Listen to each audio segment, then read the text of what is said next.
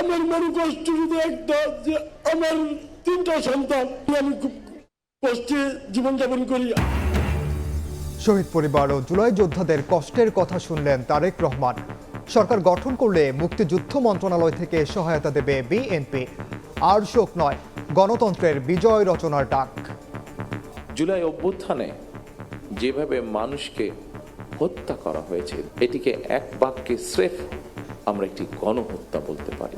আর শোক গাথা বা শোক সমাবেশ নয়, বরং আসুন আগামীর বাংলাদেশে গণতন্ত্রের বিজয় গাথা রচনা করবে ইনশাল্লাহ। দ্রুত বিচার ও পুনর্বাসন নিশ্চিতের দাবি ভুক্তভোগীদের। আমার ছেলে মারা যাওয়ার 7 মাস 13 দিনের মাথায় আমার হাজবেন্ড ব্রেন স্ট্রোক করে মারা যায়। সবার আগে শহীদ পরিবার আহত যোদ্ধাদের গুরুত্ব দিতে হবে। তো আজ 18 মাস হয়ে যাচ্ছে, আমরা শহীদের কোনো বিচার পাচ্ছি না। এটাই কি আমরা দেশের কাছে চেয়েছিলাম? দেখছিলেন প্রধান শিরোনাম। দুপুরের সময়ের সঙ্গে আছি আমি ওমর ইনান। এবার অন্যান্য শীর্ষ সংবাদ। জোটে ফেরার আর ইচ্ছা নেই ইসলামী আন্দোলনের, তবুও এখনই হাল ছাড়ছে না জামাত। সমস্যা সমাধানে উচ্চ পর্যায়ের আলোচনা অব্যাহত। সমঝোতা না হলে বেশি আসন পেতে চায় এনসিপি। পোস্টাল ব্যালট সহ পক্ষপাতের অভিযোগে ইসির সামনে ছাত্রদলের বিক্ষোভ। প্রার্থিতা নিয়ে শেষ দিনের শুনানি। লুট হওয়া অস্ত্র ভোটে ব্যবহারের সুযোগ নেই দাবি উপদেষ্টার। প্লট দুর্নীতি মামলায় শেখ হাসিনা, টিউলিপ, ববি সহ 18 জনের রায় 2রা ফেব্রুয়ারি। মানবতা বিরোধী অপরাধে তাপস নানক সহ 24 জনকে ট্রাইব্যুনালে হাজিরের নির্দেশ। গণহত্যার দায় থেকে পার পাবে না মিয়ানমার, রয়েছে দালিলিক প্রমাণ। সতর্ক হয়ে পদক্ষেপ নিতে হবে আইসিজিকে। রোহিঙ্গা প্রত্যাবাসনে চাপ অব্যাহত রাখার পরামর্শ। এবং এলপিজি সংকটের অজুহাতে গ্রাহকের কাঁধে 2,500 কোটি টাকার বোঝা। সিলিন্ডার প্রতি গুনতে হচ্ছে বাড়তি 700 থেকে 1700। দায় এড়াতে পারে না বিইআরসি, মত বিশ্লেষকের।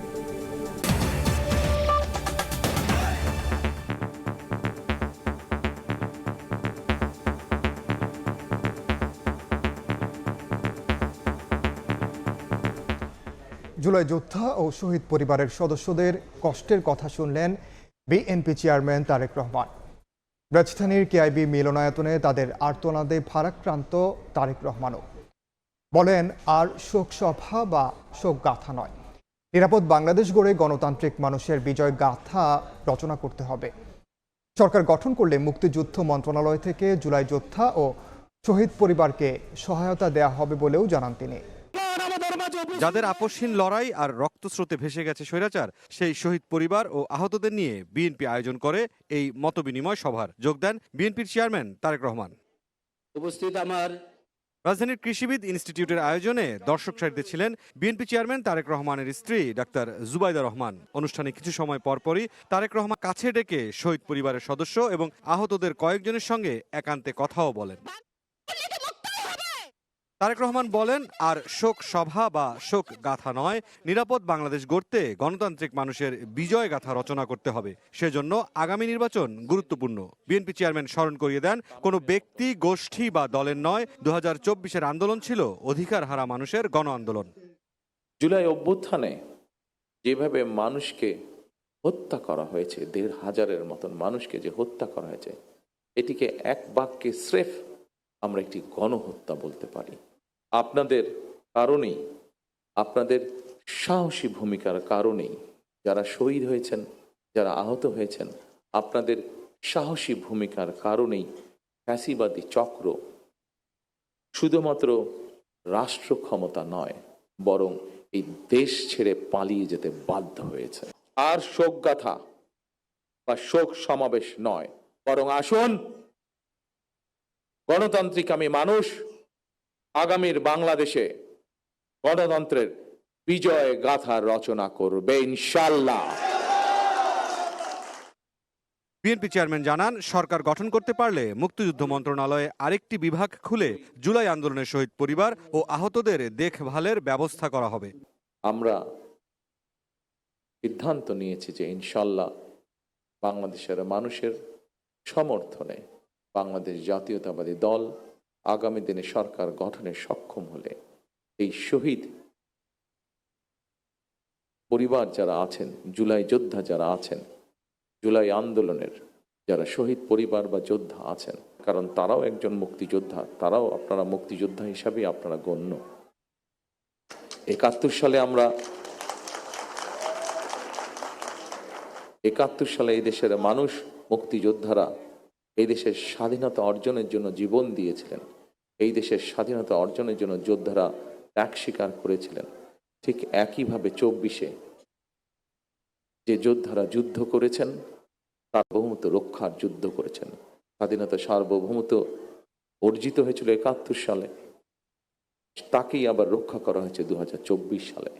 এজন্যই মুক্তিযোদ্ধা মন্ত্রণালয়ের মধ্যে আমরা আরেকটি ডিপার্টমেন্ট তৈরি করব, যাদের দায়িত্ব হবে এই মানুষগুলোর দেখভাল করা। জুলাই আন্দোলনে হতাহতদের প্রতি রাষ্ট্রের যে দায়িত্ব, রাষ্ট্র পরিচালনার দায়িত্ব পেলে সেই প্রতিশ্রুতি বিএনপি পূরণ করবে বলেও জানান বিএনপি চেয়ারম্যান।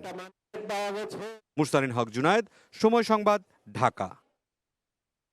জুলাই হত্যাযজ্ঞে অপরাধীদের বিচার চেয়েছেন নিহতদের পরিবারের সদস্যরা। বিএনপি চেয়ারম্যান তারেক রহমানের সঙ্গে দেখা করে ঘটনার বর্ণনা তুলে ধরেন জুলাই যোদ্ধা ও পরিবারের সদস্যরা। সেখানে সৃষ্টি হয় আবেগ ঘন পরিবেশের। তোমাকে ছাড়া গেছে, আমি কি নিয়ে বাঁচবো?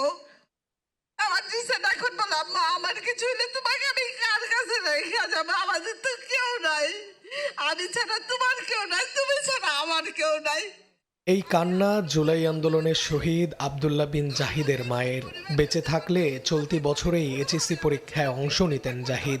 সন্তানের পর হারিয়েছেন স্বামীকেও। আমার ছেলে মারা যাওয়ার 7 মাস 13 দিনের মাথায় আমার হাজবেন্ড ব্রেন স্ট্রোক করে মারা যায়। আমার এখন এই ছোট ছেলেটা ছাড়া আর কেউ নাই। রোববার জুলাই আন্দোলনের শহীদ ও আহতদের পরিবারের সদস্যদের সঙ্গে দেখা করেন বিএনপি চেয়ারম্যান তারেক রহমান। সেখানে সৃষ্টি হয় এক আবেগঘন পরিবেশের। জুলাইয়ের সেই ভয়াল স্মৃতি ফুটে ওঠে আহত ও নিহতদের স্বজনদের কণ্ঠে। আমাদের শহীদদের 250 বাচ্চা আছে, তারা এখন পথে বসেছে। অনেকের স্কুলে যাওয়া বন্ধ হয়ে গেছে। এই হাতের ওজন 1.5 কেজি আমি বহন করতে পারি না। হাতের যে রোগের যে ভাস্কুলারের যে একটা মানে এটার যে ব্যথা উঠে, তখন ব্যথাটা আমি সহ্য করতে পারি না।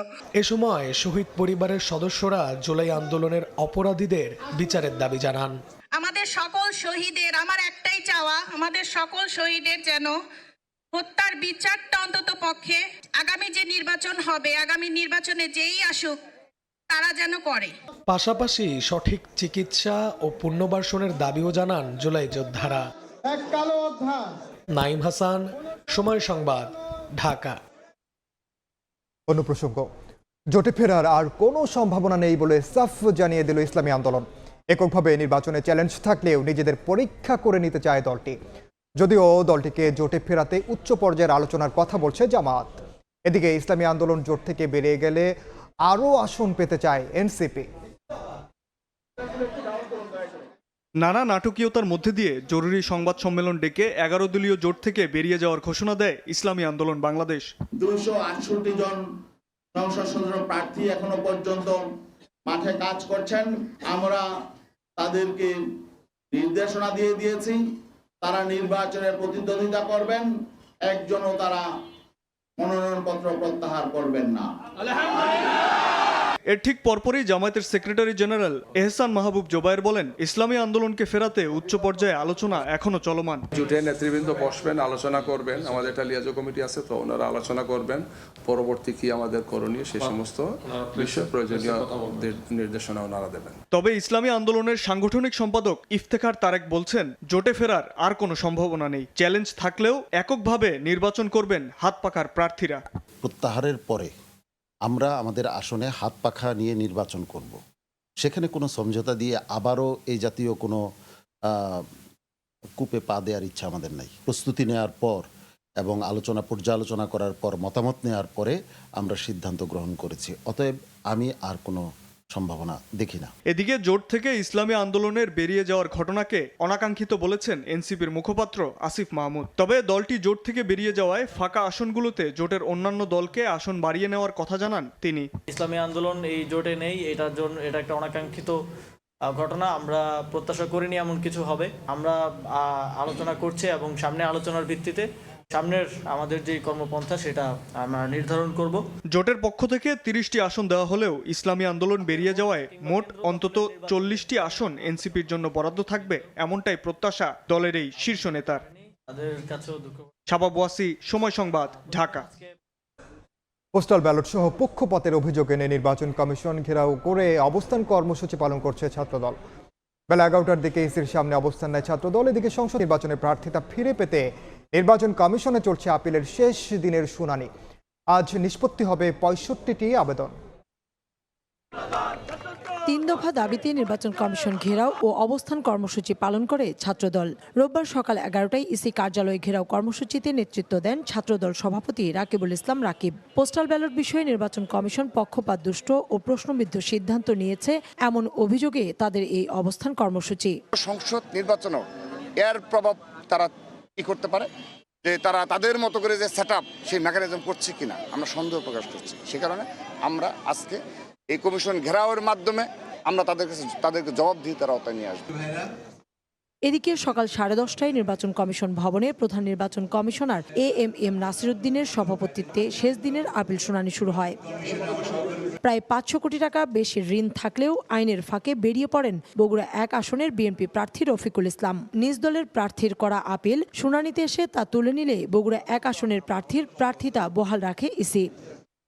শেষ দিনের শুনানিতে বেশিরভাগ আপিল টিকে যায়, লতিফ সিদ্দিকের মতো অনেকের প্রার্থিতা বহাল থাকে। উভয় পক্ষ অত্যন্ত দীর্ঘ সময় ধরে আমরা শুনানি করেছি এবং আমাদের শুনানির পরে ওনার প্রার্থিতাটা বহাল রেখেছে। রিটার্নিং অফিসারকে শুনে এবং ব্যাংকের কোনো অবজেকশন না থাকায় আলহাজ সরওয়ার আলমগীর সাহেবের বিএনপির মনোনয়ন বৈধ ঘোষণা করেছে। আমার নাম মিজানুর রহমান, ঢাকা 4 থেকে স্বতন্ত্র প্রার্থী হিসেবে নির্বাচন করছি। তবে প্রার্থিতা ফিরে না পেয়ে ইসির প্রতি ক্ষোভ জানিয়ে উচ্চ আদালতের দ্বারস্থ হওয়ার কথা জানান কেউ কেউ। অফিসারের সিদ্ধান্ত ছিল যে 2 বছরের মাধ্যমে 10 জনকে বাছাইয়ের যে তালিকা, উনি অ্যাকচুয়ালি কোনো তালিকাই দাখিল করতে পারেন নাই।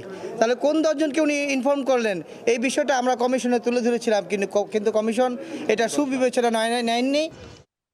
গত 8 দিনে 397 জনের মনোনয়ন বৈধ ঘোষণা করে কমিশন। বাতিল হয়েছে 200টি আবেদন। কাউসার চৌধুরী কুমু, সময় সংবাদ, ঢাকা। এই মুহূর্তে নির্বাচন কমিশনের সামনে আছেন সহকর্মী শাহিন আলম। সব খবর জানতে সরাসরি যাচ্ছি তার কাছে।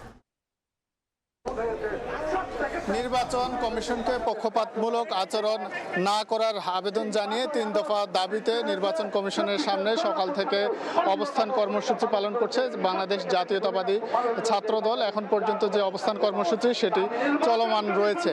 ছাত্রদলের পক্ষ থেকে যেটি বলা হচ্ছে যে পোস্টাল ব্যালট নিয়ে একটি বিতর্কের সৃষ্টি হয়েছে। পোস্টাল ব্যালটের ছবি নির্বাচনের আগে সামাজিক যোগাযোগ মাধ্যমে ছড়িয়ে পড়েছে।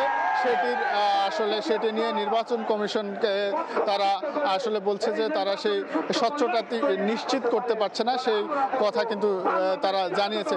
পাশাপাশি বলছে যে এই যে গত কয়েকদিন থেকে টানা নির্বাচন কমিশনে শুনানি অনুষ্ঠিত হচ্ছে, সেই শুনানিতে আসলে একটি রাজনৈতিক দলের পক্ষে পক্ষপাত একটি রাজনৈতিক দলের পক্ষে অবস্থান নিচ্ছে, এমনটি অভিযোগ কিন্তু আসলে ছাত্রদলের পক্ষ থেকে জানানো হয়েছে।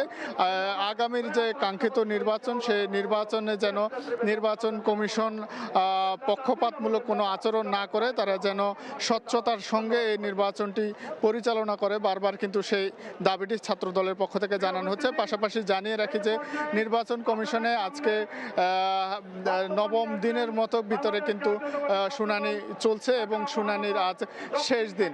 পাশাপাশি আগামী একদিন পরে প্রার্থিতা প্রত্যাহার এবং তারপরে প্রতীক বরাদ্দ সহ নানান কাজগুলো সামনের অনুষ্ঠিত হবে এবং সেই সামনের আসন্ন নির্বাচন কমিশনের ভূমিকা যেন নিরপেক্ষ থাকে, সেই দাবিটি ছাত্রদলের পক্ষ থেকে জানানো হয়েছে এবং সেই দাবিতে সকাল থেকে এই নির্বাচন কমিশনের সামনে তারা অবস্থান নিয়েছেন এবং ঘেরাও করে রেখেছেন। তো এই ছিল আমার কাছে নির্বাচন কমিশন থেকে ছাত্রদলের যে অবস্থান কর্মসূচি তার সর্বশেষ খবর। সরাসরি যুক্ত ছিলাম নির্বাচন কমিশনের সামনে। দায়িত্বে থাকা 1.5 লাখ পুলিশ সদস্য অনৈতিক সুবিধা পরিহার করে পেশাদারিত্বের পরিচয় দিলে দেশের ইতিহাসে ত্রয়োদশ সংসদ নির্বাচন হবে সবচেয়ে নিরপেক্ষ। 41তম বিসিএস ব্যাচের সহকারী পুলিশ সুপারদের প্রশিক্ষণ সমাপনী কুচকাওয়াজে এ কথা বলেন স্বরাষ্ট্র উপদেষ্টা জাহাঙ্গীর আলম চৌধুরী। তার দাবি, পুলিশের লুট হওয়া অস্ত্র নির্বাচনে ব্যবহারের সুযোগ নেই। দীপ্ত পদচারণা আর চোখে অদম্য আত্মবিশ্বাস, শৃঙ্খলা সাহসের ছন্দে মুখর রাজশাহীর সারদায় বাংলাদেশ পুলিশ একাডেমির প্যারেড গ্রাউন্ড। বিসিএস পুলিশ প্রশাসনের 41তম ব্যাচের শিক্ষানবিশ সহকারী পুলিশ সুপারদের কুচকাওয়াজে ফুটে ওঠে দায়িত্ববোধ, নেতৃত্ব আর দেশ সেবার অঙ্গীকার। অনুষ্ঠানে প্রধান অতিথি ছিলেন স্বরাষ্ট্র উপদেষ্টা লেফটেন্যান্ট জেনারেল অবসরপ্রাপ্ত জাহাঙ্গীর আলম চৌধুরী। অভিবাদন গ্রহণ শেষে বক্তব্য রাখেন তিনি। বলেন, পুলিশ পেশাদারিত্বের সঙ্গে কাজ করলে দেশের ইতিহাসে ত্রয়োদশ জাতীয় সংসদ নির্বাচন হবে সবচেয়ে নিরপেক্ষ নির্বাচন। অবাধ, সুষ্ঠু, নিরপেক্ষ, শান্তিপূর্ণ ও গ্রহণযোগ্য নির্বাচন অনুষ্ঠানে পুলিশের ভূমিকা সবচেয়ে গুরুত্বপূর্ণ। আমি আশা করি আপনারা পেশাদারিত্বের পরিচয় দিয়ে বাংলাদেশের ইতিহাসে সবচেয়ে নিরপেক্ষ নির্বাচন অনুষ্ঠানের কার্যকর ভূমিকা পালন করবেন। পরে প্রশ্নের জবাবে স্বরাষ্ট্র উপদেষ্টা বলেন, পুলিশের লুট হওয়া অস্ত্র নির্বাচনকালীন সময়ে ব্যবহার হওয়ার আশঙ্কা নেই। প্রতিবেশী দেশের সীমান্ত থেকে আসা অস্ত্র উদ্ধার করা হচ্ছে। জঙ্গি ও চরমপন্থী আগের তুলনায় অনেক কমেছে জানিয়ে বলেন, ফ্যাসিস্ট জঙ্গি রয়েছে, তবে তারা অন্যান্য দেশে অবস্থান করছে। তাদের ফেরত এনে আইনের মুখোমুখি করা হবে। 2025 সালের 15 ফেব্রুয়ারি শুরু হওয়া 41তম বিসিএস পুলিশ ব্যাচের প্রশিক্ষণে 96 জন প্রশিক্ষণ নেন। সময় সংবাদ, রাজশাহী। প্রধান উপদেষ্টা ডক্টর মোহাম্মদ ইউনূসের সঙ্গে সন্ধ্যায় বৈঠকে বসবেন জামাতের আমির ডাক্তার শফিকুর রহমান। রাষ্ট্রীয় অতিথি ভবন যমুনায় এই বৈঠক অনুষ্ঠিত হবে। এছাড়া বৈঠকে অংশ নেবেন জামাতের 5 জন শীর্ষ নেতা, সরকারের তরফে কয়েকজন উপদেষ্টা। আলোচনায় নির্বাচন ও আইন শৃঙ্খলা পরিস্থিতি প্রাধান্য পাবে বলে জামাতের পক্ষ থেকে জানা গেছে। ডাক্তার শফিকুর রহমানের সঙ্গে নির্বাচনের আগে এই বৈঠককে তাৎপর্যপূর্ণ বলছেন জামাত নেতারা। আসন্ন নির্বাচন সুষ্ঠু ও নিরপেক্ষ করতে জামাতের পক্ষ থেকে প্রধান উপদেষ্টাকে বিভিন্ন দাবি ও সুপারিশ জানানো হবে বলে জানা গেছে। দুপুরের সময় আরও থাকছে। 24 ঘন্টা পর ইন্টার্ন চিকিৎসকদের কর্মবিরতি প্রত্যাহার। সিলেটে ওসমানী মেডিকেলে চিকিৎসা সেবা শুরু। নিরাপত্তা নিশ্চিত সহ 8 দাবি পূরণের ব্যবস্থা নেওয়ার আশ্বাস।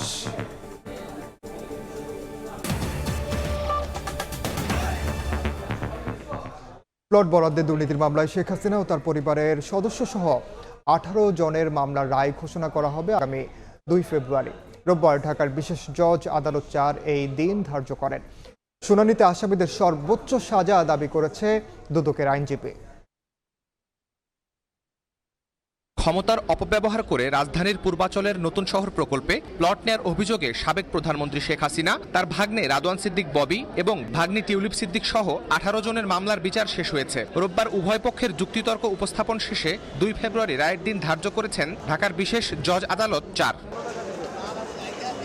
এই মামলাতে হাসিনা, ববি, টিউলিপের সর্বোচ্চ শাস্তি হিসেবে যাবজ্জীবন কারাদণ্ড চেয়েছেন দুদকের আইনজীবী। 16 জন তদন্তকারী কর্মকর্তা পড়ে তার তদন্তকালে আরো 2 জন ইনক্লুড করে টোটাল এখন মোট 18 জনের বিরুদ্ধে আমরা বিচার কার্য পরিচালনা করেছি। মামলায় শেখ হাসিনা সহ বেশিরভাগ আসামি বর্তমানে পলাতক থাকায় আইন অনুযায়ী তাদের পক্ষে কোনো আইনজীবী যুক্তিতর্ক উপস্থাপন করতে পারেননি। তবে এই মামলায় কারাগারে থাকা একমাত্র আসামি খুরশিদ আলমের পক্ষে যুক্তি তুলে ধরেন তার আইনজীবী শাহিনুর ইসলাম। নিজেরা লাভবান হয়ে এবং অন্যকে লাভবান করার জন্য পরস্পর যুগসাজশে, এবং উনিও ওই সময়কার উনার নামেও 3 কাটা জায়গা উনি পেয়েছে, এই মর্মে পরে আমরা তথ্যটা পেয়েছি। সুতরাং উনি এই মর্মে জড়িত আছেন, এই মর্মে আমরা সাক্ষ্য প্রমাণিত করতে পারছি। প্লট বরাদ্দে দুর্নীতির অভিযোগে শেখ হাসিনা, তার ছেলে সজীব ওয়াজেদ জয়, মেয়ে সাইমা ওয়াজেদ পুতুল, শেখ রেহানা সহ তার পরিবারের বিরুদ্ধে পৃথক 6টি মামলা করে দুদক। এর মধ্যে 3 মামলার রায় দিয়েছেন আদালত। শাহরিয়ার শৌমিক, সময় সংবাদ, ঢাকা। জুলাই গণ অভ্যুত্থানে মানবতা বিরোধী অপরাধের মামলায় ফজলে নূর তাপস সহ জাহাঙ্গীর কবির নানক সহ 24 জনের বিরুদ্ধে গ্রেফতারি পরোয়ানা জারি করেছেন আন্তর্জাতিক অপরাধ ট্রাইব্যুনাল। 29 জানুয়ারি তাদের হাজির করতে বলা হয়েছে। এদিকে গাজীপুরে জঙ্গি নাটক সাজিয়ে 7 জনকে হত্যা মামলায় সাবেক আইজিপি জাবেদ পাটোয়ারি সহ 5 জনের তদন্ত প্রতিবেদন 18 ফেব্রুয়ারি দাখিলের দিন ধার্য করেছেন বিশেষ আদালত। 24-এর 19 জুলাই ছাত্র জনতার আন্দোলনে রাজধানীর মোহাম্মদপুর তখন রণক্ষেত্র। এ সময় মাথায় গুলিবিদ্ধ হয়ে মারা যান 20 বছর বয়সী শিক্ষার্থী মাহমুদুর রহমান। 18 ও 19 জুলাই এই 2 দিনে এই এলাকায় শহীদ হন শিক্ষার্থী ফারহান ফাইয়াজ সহ 9 জন। মোহাম্মদপুরের এই হত্যাযজ্ঞের মামলায় রোববার আন্তর্জাতিক অপরাধ ট্রাইব্যুনালে আনুষ্ঠানিক অভিযোগ দাখিল করে প্রসিকিউশন। অভিযোগ আমলে নেন ট্রাইব্যুনাল। পরে মামলার পলাতক আসামি শেখ ফজলে নূর তাপস ও জাহাঙ্গীর কবির নানক সহ 24 জনের বিরুদ্ধে গ্রেফতারি পরোয়ানা জারি করা হয়। 29 জানুয়ারি তাদের হাজির করার নির্দেশও দেন ট্রাইব্যুনাল। যারা ঘটনাস্থলে থেকে সরাসরি আগ্নেয়াস্ত্র ব্যবহার করে আন্দোলনকারীদের হত্যা করেছে তাদেরকে আমরা এখানে আসামি শ্রেণীভুক্ত করেছি। গুলিবর্ষণকারীদের মধ্যে আওয়ামী লীগ যুবলীগের ক্যাডাররা বেশিরভাগ রয়েছে এবং পুলিশের মধ্যে দিয়ে যারা আইডেন্টিফাইড হয়েছে তাদের নামও এখানে এসছে। মোহাম্মদপুর এবং বসিলা এলাকায় ধানমন্ডির একটা অংশে আরও যে সমস্ত ঘটনা ঘটেছে পরবর্তী সময়ে সেগুলোর ব্যাপারে আলাদা তদন্ত চলমান আছে। খুব সহসাই সেগুলোর ব্যাপারেও তদন্ত রিপোর্ট দাখিল হবে বলে আমরা আশা করছি। এদিন জুলাই আগস্টের গণঅভ্যুত্থানে মানবতা বিরোধী অপরাধের আরেক মামলায় ওবায়দুল কাদের, আফম, বাহাউদ্দিন নাসিম সহ পলাতক 7 আসামির বিরুদ্ধে অভিযোগ গঠনের শুনানি হয়। এদিকে গাজীপুরে জঙ্গি নাটক সাজিয়ে 7 জনকে হত্যার ঘটনায় দায়ের করা মামলায় সাবেক পুলিশ মহাপরিদর্শক জাভেদ পাটোয়ারি সহ 5 আসামির বিরুদ্ধে তদন্ত প্রতিবেদন দাখিলের জন্য আগামী 18 ফেব্রুয়ারি দিন ধার্য করেছেন আদালত। সময় সংবাদ, ঢাকা। বিচার বিভাগের স্বাধীনতা নিশ্চিতে প্রয়োজনীয় সব আইন অন্তর্বর্তী সরকার করেছে বলে জানিয়েছেন আইন উপদেষ্টা। এই ধারাবাহিকতায় আইনের শাসন প্রতিষ্ঠায় কমপক্ষে 5 থেকে 10 বছর লাগবে বলে মনে করেন তিনি। সকালে রাজধানীতে বিচার বিভাগের স্বাধীনতা শীর্ষক সংলাপে এসব কথা বলেন তিনি। সংলাপে জাতীয় পার্টি মহাসচিব বলেন, নিয়ন্ত্রণ না করায় মব এখন সরকার ও ইসিকে খেয়ে ফেলছে। তবে মব শব্দ ব্যবহারে চিফ প্রসিকিউটর সংযত হওয়ার কথা বললেও এর তীব্র সমালোচনা করেন বাম নেতারা। গবেষণা প্রতিষ্ঠান centre for governance studies CGS আয়োজিত বিচার বিভাগের স্বাধীনতা এবং আইনের শাসন শীর্ষক নীতি সংলাপ রোববার রাজধানীর সিডাপ মিলনায়তনে এই আয়োজনে অংশ নেন রাজনৈতিক দল ও নাগরিক সমাজের প্রতিনিধিরা।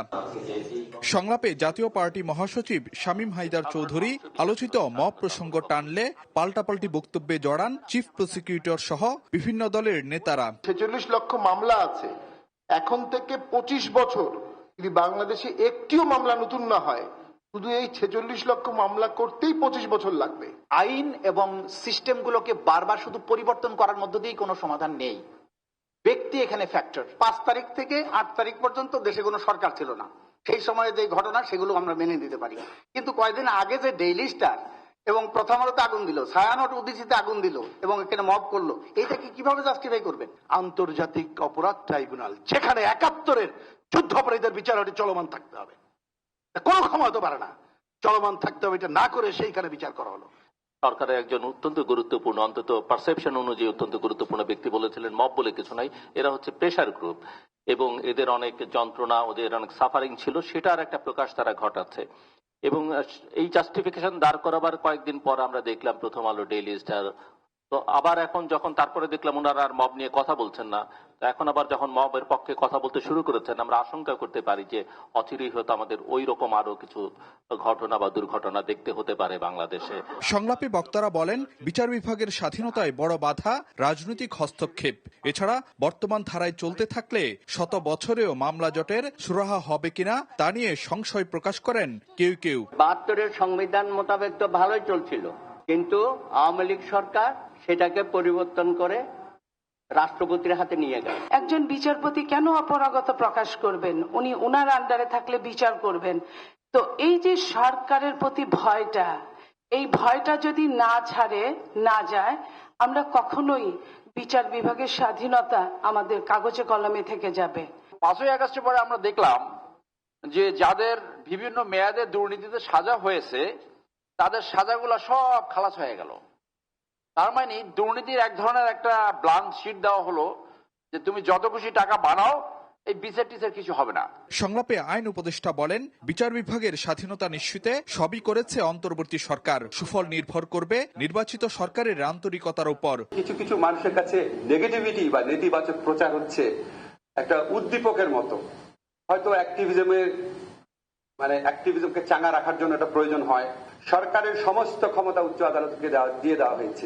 রাজনৈতিক সদিচ্ছা ও জবাবদিহিতা না থাকলে কাজে আসবে না কোনো সংস্কারই, এমন মত উঠে আসে সংলাপে। জবাবদিহি ছাড়া যদি অসীম স্বাধীনতা থাকে। ফারুক ভিয়া, রবিন, সময় সংবাদ, ঢাকা। কর্তৃপক্ষের সঙ্গে বৈঠক শেষে টানা 24 ঘন্টা পর কর্মবিরতি প্রত্যাহার করলেন Sylhet MAG Osmani medical college হাসপাতালের ইন্টার্ন চিকিৎসকরা। তবে নিরাপত্তা সহ 8টি বিষয় সমাধানে কর্তৃপক্ষের দৃষ্টি আকর্ষণ করেন তারা। রোগীর স্বজনদের সঙ্গে বাকবিতণ্ডা ও নারী ইন্টার্ন চিকিৎসককে মারধরের অভিযোগে কর্মবিরতিতে নামেন তারা। অবশেষে অনির্দিষ্টকালের কর্মবিরতি প্রত্যাহার করলেন এমএজি ওসমানী মেডিকেল কলেজ হাসপাতালের ইন্টার্ন চিকিৎসকরা। রোববার দুপুরে হাসপাতাল কর্তৃপক্ষের সঙ্গে ইন্টার্ন চিকিৎসকদের বৈঠকে এ সিদ্ধান্ত হয়। এর আগে ঘণ্টাব্যাপী বৈঠকে আনসারদের বিভিন্ন স্পর্শকাতর জায়গায় ডিউটি নিশ্চিত করার আশ্বাস দেন হাসপাতালের পরিচালক। এছাড়া নিরাপত্তা নিশ্চিত সহ 8টি বিষয়ে ইন্টার্ন চিকিৎসকরা দাবি জানিয়েছেন হাসপাতাল কর্তৃপক্ষকে। তবে মানসিক প্রস্তুতির বিষয়টি মাথায় রেখে সোমবার সকাল 8টা থেকে কাজে যোগ দেবেন তারা। শুক্রবার রাতে সিলেট ওসমানী মেডিকেল কলেজ হাসপাতালের সার্জারি ওয়ার্ডে রোগী ও তাদের স্বজনদের সঙ্গে ইন্টার্ন চিকিৎসকদের বাকবিতণ্ডা হয়। এক পর্যায়ে চিকিৎসায় অবহেলার অভিযোগ এনে ইন্টার্ন চিকিৎসকদের উপর চড়াও হন রোগীর স্বজনরা। এতে এক নারী ইন্টার্ন চিকিৎসক আহত হন। এ ঘটনার জেরে শনিবার সকাল থেকে কর্মবিরতি পালন করেন ইন্টার্ন চিকিৎসকরা। এদিকে ইন্টার্ন চিকিৎসককে মারধরের ঘটনায় কোতোয়ালি থানায় সাধারণ ডায়েরি করেছেন হাসপাতাল কর্তৃপক্ষ। আটক করা হয়েছে 3 জনকে। গঠন করা হয়েছে 5 সদস্যের তদন্ত কমিটি।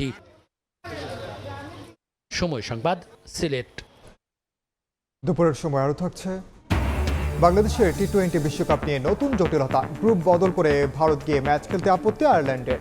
নিজেদের সিদ্ধান্তে অনড় বিসিবি। এলপি গ্যাস সংকটের অজুহাতে গ্রাহকের পকেট থেকে কেটে নেওয়া হচ্ছে বাড়তি 2,500 কোটি টাকা।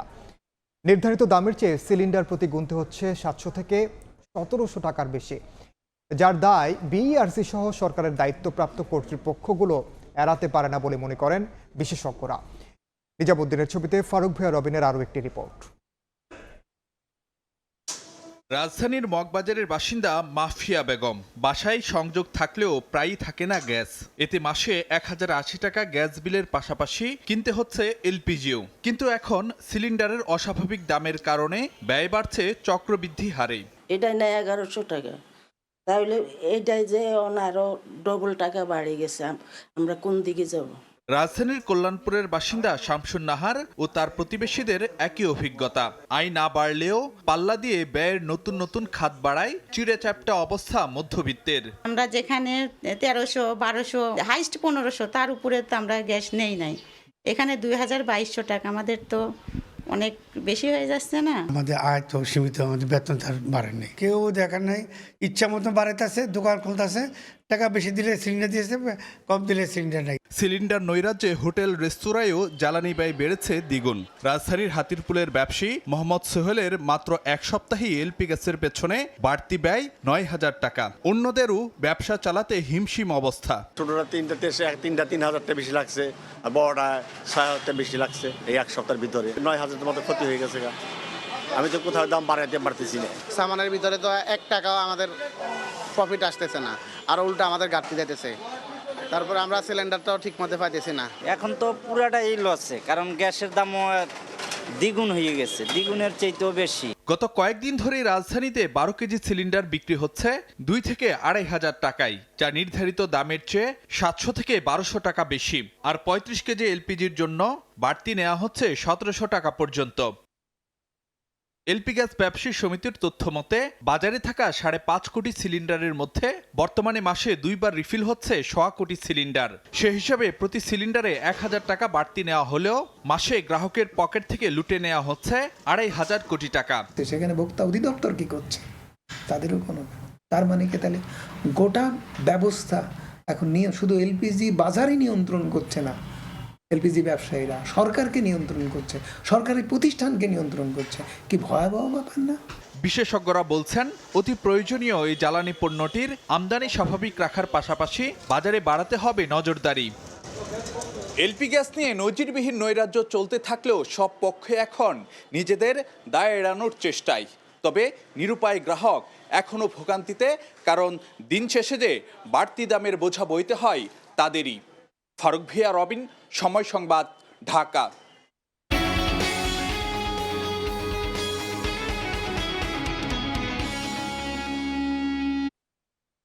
একের পর এক বিদেশি অপারেটর টার্মিনাল পরিচালনায় এলেও ইন্টারল্যান্ড কানেক্টিভিটি বা ব্যাকআপ যোগাযোগের অভাবে পিছিয়ে পড়ছে চট্টগ্রাম বন্দর। আমদানি রপ্তানি বাণিজ্যের প্রায় শতভাগ পণ্য সড়ক পথে পরিবহন হওয়ায় হচ্ছে তীব্র যানজট। সুযোগ থাকা সত্ত্বেও নানামুখী জটিলতায় কাজে লাগানো যাচ্ছে না নৌ কিংবা রেলপথকে। এই অবস্থায় সরকারের কাছে মাল্টি মডেল ন্যাশনাল পরিকল্পনা পাঠিয়েছে বন্দর কর্তৃপক্ষ। শাখাউদ্দিপুর ক্যামেরায় কমলদের রিপোর্ট। বছরে ৩২ থেকে ৩৩ লাখ কন্টেনার এবং ১৩ কোটি মেট্রিক টন কার্গো পণ্য হ্যান্ডেলিং করে চট্টগ্রাম বন্দর কর্তৃপক্ষ। নতুন করে সৌদি আরবের Red Sea gateway Patenga terminal operation শুরু করেছে। কয়েক বছরের মধ্যে যুক্ত হবে লালদিয়া টার্মিনাল। আমদানি রপ্তানি বাণিজ্যে যতটা অগ্রগতি হচ্ছে ততটা গতি পাচ্ছে না হিন্টারল্যান্ড কানেক্টিভিটি বা দেশের অন্যান্য অংশের সঙ্গে বন্দরের যোগাযোগ। বড় লেন সৃষ্টির মাধ্যমে আমরা যদি কানেক্টিভিটিটা এনশিওর করতে না পারি, ভবিষ্যতে কিন্তু বিশাল একটা ট্রাফিক জটিলতার মধ্যে চট্টগ্রাম বন্দর পড়তে যাচ্ছে। এদিকে ২০৩০ সাল নাগাদ অপারেশনে আসার সম্ভাবনা রয়েছে ৫০,০০০ কোটি টাকার ২ মেগা প্রজেক্ট বে টার্মিনাল ও মাতারবাড়ি গভীর সমুদ্র বন্দরের। রেলওয়ের সাথে, রোডসের সাথে, বিআইডব্লিউটি এর সাথে বন্দরের কার্যকর day to day working relationship করে তোলা দরকার। বন্দরের তথ্য অনুযায়ী বাংলাদেশে মোট আমদানি পণ্যের ৮৫% গন্তব্য যেমন চট্টগ্রাম বন্দর হয়ে রাজধানী ঢাকা, একইভাবে রপ্তানি পণ্যের ক্ষেত্রেও ৮৫% ঢাকা হয়ে চট্টগ্রাম বন্দর, আর বাকি মাত্র ১৫% গন্তব্য চট্টগ্রাম ও তার আশপাশের এলাকা। এখন যে পরিমাণ ভলিউম হয় এর হয়তো ডাবল বা ট্রিপল ভলিউম মুভমেন্ট চট্টগ্রাম থেকে সারা বাংলাদেশে যাবে। তো সেই ক্ষেত্রে যদি কানেক্টিভিটি ইমপ্রুভমেন্ট না হয় তাহলে এই গুডসগুলো আমরা পাঠাবো কিভাবে? সড়ক এবং রেলপথে সক্ষমতা বাড়াতে সরকারের কাছে পরিকল্পনা পাঠিয়েছে চট্টগ্রাম বন্দর কর্তৃপক্ষ। একটা মাল্টিমোডাল ন্যাশনাল স্ট্র্যাটেজি নেওয়ার জন্য আমরা এখান থেকে ইনিশিয়েটিভ নিয়েছিলাম যাতে পোর্টের অপারেশনটা সিমলেস থাকে। দেশের আমদানি রপ্তানি বাণিজ্যের মাত্র ৪% পণ্য আনা নেওয়া করা হয় নৌ এবং রেলপথে, আর বাকি ৯৬% চাপ পড়ছে দেশের মহাসড়কগুলোতে। এর ফলে সৃষ্টি হচ্ছে তীব্র যানজটের, বিঘ্ন ঘটছে আমদানি রপ্তানি বাণিজ্যে। অথচ সুযোগ থাকা সত্ত্বেও কাজে লাগানো যাচ্ছে না নৌ এবং রেলপথকে। কমল দে, সময় সংবাদ, চট্টগ্রাম। আন্তর্জাতিক বিচার আদালতে রোহিঙ্গা গণহত্যার অভিযোগ প্রত্যাখ্যান করে অভিযানকে বৈধ দাবি করেছে মিয়ানমার। তবে বিশ্লেষকরা বলছেন এবার মিয়ানমার পার পাবে না, কারণ তাদের সব অপরাধ ডকুমেন্টেড। গণহত্যার অভিযোগ এরই মধ্যে প্রমাণিত হয়েছে মন্তব্য করে আন্তর্জাতিক আদালতকে আরও সতর্কতার সঙ্গে পদক্ষেপ নেওয়ার পরামর্শ দেন তারা। তবে মামলায় জয়ী হওয়ার চেয়ে রোহিঙ্গাদের প্রত্যাবাসনকে চ্যালেঞ্জ হিসেবে দেখছেন বিশ্লেষকরা। নাজমুস সালেহের প্রতিবেদন। মিয়ানমারের রাখাইনে ২০১৭ সালের আগস্টে জাতিগত নিধনযজ্ঞ চালায় মিয়ানমারের সামরিক বাহিনী। ভয়াবহ ওই অভিযানে গণহত্যা, যৌন নির্যাতন ও বাড়িঘর জ্বালিয়ে দেওয়ার অভিযোগ ওঠে। জাতিসংঘের প্রতিবেদন অনুযায়ী নিহত হন ১০,০০০ রোহিঙ্গা। এর প্রেক্ষিতে ২০১৯ সালে মিয়ানমারের বিরুদ্ধে আন্তর্জাতিক বিচার আদালত আইজিসিতে মামলা করে আফ্রিকার দেশ গাম্বিয়া। চলতি সপ্তাহে আইসিজের শুনানিতে গণহত্যার অভিযোগ নাকচ করে মিয়ানমার দাবি করে রোহিঙ্গাদের বিরুদ্ধে পরিচালিত অভিযান গণহত্যা নয়, বরং সন্ত্রাসীদের বিরুদ্ধে বৈধ অভিযান ছিল। তবে এই দাবি মিথ্যা মন্তব্য করে আন্তর্জাতিক সম্পর্ক বিশ্লেষক অধ্যাপক ইমতিয়াজ আহমেদ বলছেন, আদালতে এরই মধ্যে গণহত্যার অভিযোগ প্রমাণিত হয়েছে। এবার আর অস্বীকার করে পার পাবে না মিয়ানমার। জাজমেন্টের ব্যাপারে যেই ডকুমেন্টারি এভিডেন্স যেগুলো দরকার ছিল অলরেডি কিন্তু দেয়া আছে। ৭০ দশকে বা ৯০ দশকে যেটা সম্ভব হয়নি, এবার কিন্তু সেটা সম্ভব হয়েছে, যার জন্য ইন্টেন্ট টু ডিস্ট্রয় প্রমাণ করাটা খুব একটা কঠিন হওয়ার কথা না। সেই কি বলে এভিডেন্সটা কিন্তু অলরেডি তাদের কাছে আছে, তো যার জন্য আমার মনে হয় না সেখানে খুব একটা চিন্তার ব্যাপার আছে। তবে মামলায় জয়ী হওয়ার চেয়ে রোহিঙ্গাদের প্রত্যাবাসনকে চ্যালেঞ্জ হিসেবে দেখছেন এই বিশ্লেষক। প্রত্যাবাসন নিশ্চিতে আন্তর্জাতিক সম্প্রদায়কে মিয়ানমারের ওপর চাপ অব্যাহত রাখার পরামর্শ তার। ফেরত নেয়ার ব্যাপারে আমার হয় তামাদো বা আরাকান আর্মি এদের সাথে আজকে না কালকে বসতেই হবে। এই ট্রায়ালটাও চলতে থাকবে। ঠিক একইভাবে আরও কিছু করা যায় কি না, যে যার মাধ্যমে মিয়ানমারের সরকার একটা মনে করবে যে হ্যাঁ এটা সমাধানে আমি যেতে পারি, আমার উপর প্রেশারও পড়ছে, কিন্তু সমাধানের জন্য কিন্তু একটা উপায় আছে। 2017 সালে জাতিগত নিধনের মুখে বাংলাদেশে আশ্রয় নেয় 10 লাখ রোহিঙ্গা শরণার্থী। নাজমুস সালেহী, সময় সংবাদ, ঢাকা। গ্রিনল্যান্ড অধিগ্রহণে যুক্তরাষ্ট্রের বিরোধিতা করায় ইউরোপের 8 মিত্র দেশের উপর 10% শুল্ক আরোপ করেছেন মার্কিন প্রেসিডেন্ট ডোনাল্ড ট্রাম্প। ফেব্রুয়ারি থেকে এটি কার্যকর হচ্ছে। গ্রিনল্যান্ড ইস্যুতে কোনো সমঝোতা না হলে জুন থেকে শুল্ক হার বাড়িয়ে 25% করা হবে বলেও জানান ট্রাম্প। তীব্র ঠান্ডা আর বৃষ্টির মধ্যেও গ্রিনল্যান্ডের রাজধানী নুকের রাস্তায় সাধারণ মানুষের ঢল। দাবি একটাই, যুক্তরাষ্ট্রের অধীনে যেতে চান না গ্রিনল্যান্ডবাসী। এদিকে স্থানীয় সময় শনিবার ট্রুথ সোশ্যালে দেয়া এক পোস্টে প্রেসিডেন্ট ট্রাম্প জানান, গ্রিনল্যান্ড কেনার অনুমতি না দেয়া পর্যন্ত ইউরোপীয় কয়েকটি দেশের উপর শুল্ক আরোপ করা হবে। Denmark, Norway, Sweden, France, Germany, যুক্তরাজ্য, নেদারল্যান্ডস ও ফিনল্যান্ডের উপর 1 ফেব্রুয়ারি থেকে 10% শুল্ক কার্যকর হচ্ছে। ট্রাম্প বলেন, গ্রিনল্যান্ডে এসব দেশের প্রতিনিধিদের অজানা উদ্দেশ্যে সফরের জবাব হিসেবে এই পদক্ষেপ। অভিযোগ করেন, যুক্তরাষ্ট্রের নিয়ন্ত্রণের বিরোধিতা করে দেশগুলো বিপজ্জনক খেলায় নেমেছে। মার্কিন প্রেসিডেন্টের হুমকির তীব্র নিন্দা জানায় ইউরোপীয় দেশগুলো। শুল্কের ভয়ে ইউরোপ পিছু হটবে না বলে জবাব দেন তারা। হুমকি বাস্তবায়িত হলে ঐক্যবদ্ধ ও সমন্বিতভাবে জবাব দেওয়া হবে বলে জানায় যুক্তরাজ্য, জার্মানি সহ 8 দেশের নেতারা। সাদিয়া তাসনিম, সময় সংবাদ। খেলার খবর।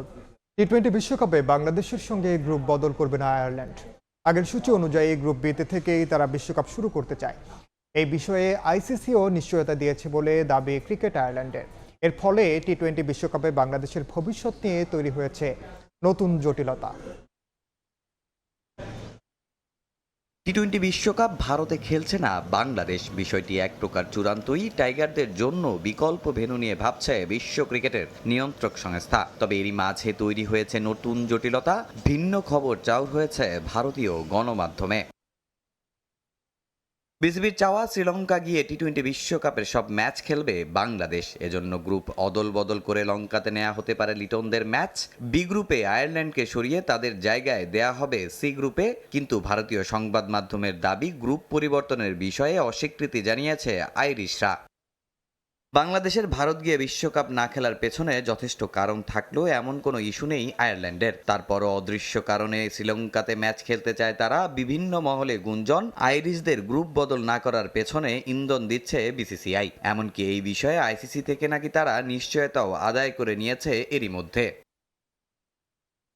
তবে সংবাদ মাধ্যম ক্রিকবাজ ক্রিকেট আয়ারল্যান্ডের ওই কর্মকর্তার নাম প্রকাশ করেনি। তাদের এই সংবাদের পর ভারতীয় বেশ কয়েকটি গণমাধ্যমের দাবি, লজিস্টিক্যাল প্রতিবন্ধকতা ও গ্রুপ অদল বদলের ঝামেলার কারণে বিসিবির চাওয়া নিয়ে দ্বিধায় ভুগছে বিশ্ব ক্রিকেটের নিয়ন্ত্রক সংস্থা। যদিও শোনা যাচ্ছে বিসিবি সভাপতি আমিনুল ইসলাম বুলবুলের আইসিসিতে 2 যুগ কাজ করার সুফল এবার পেতে পারে বাংলাদেশ। ক্রিকেট আয়ারল্যান্ডের অনেক কর্মকর্তাদের সঙ্গে পূর্ব পরিচিত বুলবুল। ঢাকায় আইসিসির প্রতিনিধির সঙ্গে বৈঠকের পর আয়ারল্যান্ডকে বোঝানোর চেষ্টা করছেন বিসিবি সভাপতি। সঙ্গে আইসিসি কর্মকর্তারাও এ বিষয়ে কাজ করার আশ্বাস দিয়েছে বাংলাদেশ ক্রিকেট বোর্ডকে। তামিম হোসেন, সময় সংবাদ। এ পর্যায়ে শীর্ষ সংবাদগুলো জানিয়ে দিচ্ছি আরেকবার। আমার মনে কষ্ট শুধু একটা, যে আমার 3টা সন্তান, আমি খুব কষ্টে জীবনযাপন করি। শহীদ পরিবার ও জুলাই যোদ্ধাদের কষ্টের কথা শুনলেন তারেক রহমান। আর শোক নয়, গণতন্ত্রের বিজয় রচনার ডাক। সরকার গঠন করলে মুক্তিযুদ্ধ মন্ত্রণালয় থেকে সহায়তা দেবে বিএনপি। জোটে ফেরার আর ইচ্ছা নেই ইসলামী আন্দোলনের, তবুও এখনই হাল ছাড়ছে না জামাত। সমস্যা সমাধানে উচ্চ পর্যায়ের আলোচনা অব্যাহত। সমঝোতা না হলে বেশি আসন পেতে চায় এনসিপি। এবং পোস্টাল ব্যালট সহ পক্ষপাতের অভিযোগে ইসির সামনে ছাত্রদলের বিক্ষোভ। প্রার্থিতা নিয়ে শেষ দিনের শুনানি। লুট হওয়া অস্ত্র ভোটে ব্যবহারের সুযোগ নেই, দাবি উপদেষ্টার।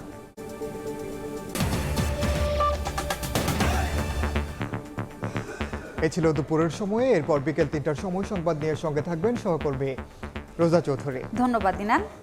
বিকেল 3টার সময় সংবাদ নিয়ে আসছি কিছুক্ষণ পর, সঙ্গে থাকুন সময়ের।